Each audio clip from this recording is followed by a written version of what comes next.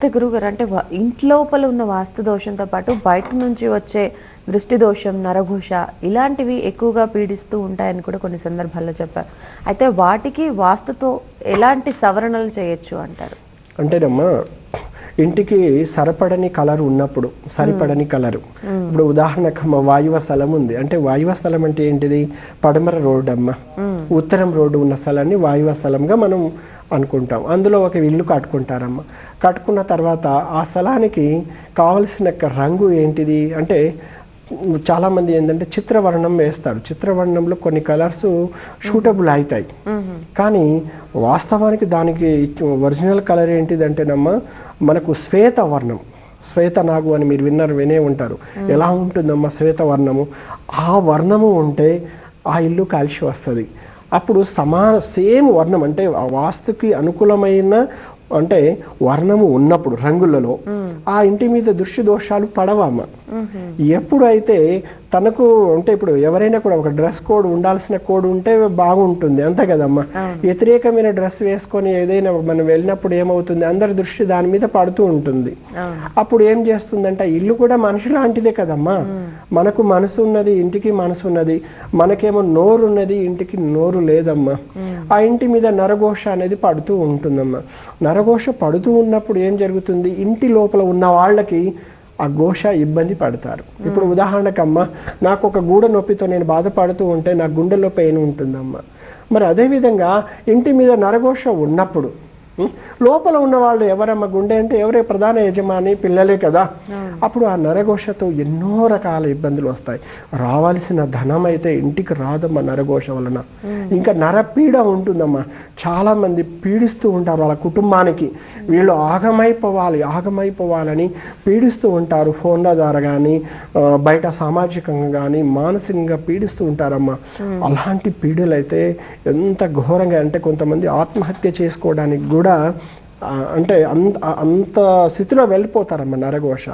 ఇంకా నరుడి ఇంకా వాస్తవానికి అమ్మ వెనకట నరుడి కళ్ళతో అంటే చూపుతో నల్లరాయి కూడా పలిగిపోతుంది అంటూ ఉంటారు. కానీ దీనికి ఏంటంటే చాలా మంది దృష్టి దోష బొమ్మలు అవన్నీ పెడుతుంటారమ్మా. కానీ వాస్తవానికి మేము వాస్తుపరంగా గృహం మీద రాక్షసుడు సంబంధించిన బొమ్మలు, నరదృష్టి బొమ్మలు పెట్టకూడదమ్మా.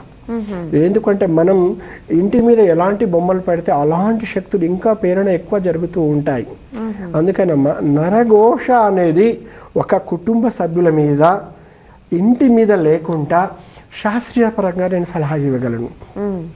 మొదట వాస్తుపరంగా అంటే దానికి ఒక దోషం నివారణ చేస్తాను. చేసుకున్న తర్వాత అంటే వాళ్ళకు ఫలానా కలర్ వేయండి, చూడండి, దీనివల్ల ఏమవుతుంది, నెక్స్ట్ ఆ దోషం పోతుంది. ఇంకొకటి, ఆల్రెడీ నరఘోషతో పీడిస్తున్న గృహాల మీద మేమేం చేస్తామంటే దానికి చేయాల్సిన మార్గము అది చేసేస్తాం. 100 సంవత్సరాల వరకు మళ్ళీ ఆ ఘోష ఇంటి మీద ఉండదనమాట. ఉండే బయట నుంచి ఎంత తీవ్రమైన వైబ్రేషన్స్, నెగిటివ్ వైబ్రేషన్స్ రానియండి, కానీ ప్రాబ్లమ్స్ ఇవ్వదనమాట. అంతా మనం కంట్రోల్ చేసుకోవచ్చు.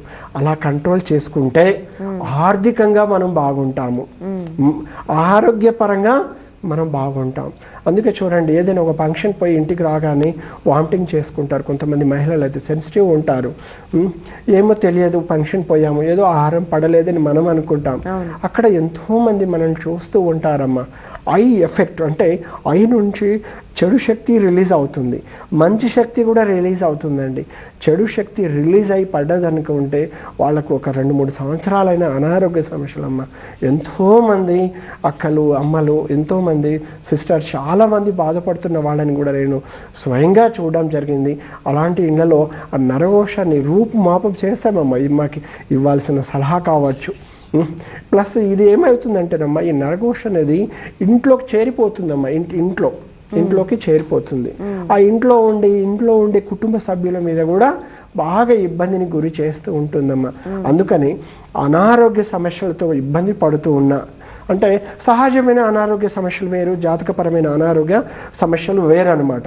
అయితే ఇక్కడ వాస్తుపరమైన అనారోగ్య సమస్యలు ఎలా ఉంటాయంటే, ఇక్కడమ్మా పదే హాస్పిటల్ చుట్టూ తిరగడము, ఇలాంటి ఇబ్బందులు బాగా ఉన్నప్పుడు మమ్మల్ని స్వయంగా ఇంటికి పిలిపించి అష్టదిగ్బంధన కార్యంతో కూడా మనం ఆ దోషాన్ని నివారణ చేసుకోవచ్చు. మరి ఎవరు కూడా వాస్తు దోషాలు పీడించకుండా నేను 100% కంట్రోల్ చేయగలను.